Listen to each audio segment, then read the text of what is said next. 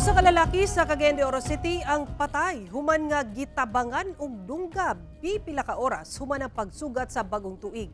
Usa sa mga sospek gilayong nadakpan. Ani report ni Cyril Chavez. Dead on the spot ang 28 anyos nga lalaki human makadaghang higayon nga gidunggab sa duha ka mga suspetsado sa Barangay Lumbia, Cagayan de Oro City. Ang insidente nahitabo pasado alas 2 sa kadlawon, unang adlaw sa tuig. Naabtan na lang sa otoridad nga nagbuyod kilid sa usa ka kanal ang biktima og naligo na sa iyang kaugalingong dugo. Hinoon, gilayong nadakpan ang usa sa mga sospek aton sa pagresponde sa kapulisan samtang nakaikyas ang laing usa. Sa pagsuta sa otoridad, dili mo ubos sa 8 ka mga samad dinunggaban ang nahiaguman sa biktima. Matod sa Lumbia Police, gituhuang selos ang motibo sa krimen, human nga ang sospek nga ilang nadakpan giingong kapuyo sa babaeng karelasyon sab sa biktima. Sa investigasyon, una ang hitabo, nagkalalis ang duha ka partido, una misangpot sa krimen.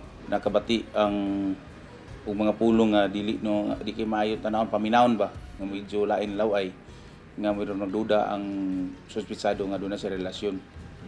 So ni sampot dayon sa panag-away panaglalis hangtod dayon nga nagduna na dayon nitabo nga pagpanunggab. Bisan tuod nga naduso na ang kasong homicide batok sa mga sospek ngadto sa korte, nagpadayon gyapon ang Lumbia Police Station sa pagpangita sa lain pang suspetsado nga nakasibat human ang insidente.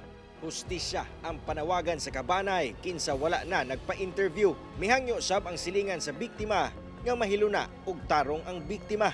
Makuha lang na mong patay diri. Kami na lang dayon bahala dito sa Lumbia. Panawagan sa otoridad ngadto sa nakaikyas nga suspetsado nga mutahan na. Dili lang to paabuton nga magawas ng warrant pwede ka mo surrender dinhi sa mga opisina, willing atong opisina nga mo cater sa imo. O identified naman siya. Nakuha na nato ang iyang location, iyang edad o asa siya nagpuyo. Kauban si Jaybert Pairat, Cyril Chavez, 1 Mindanao.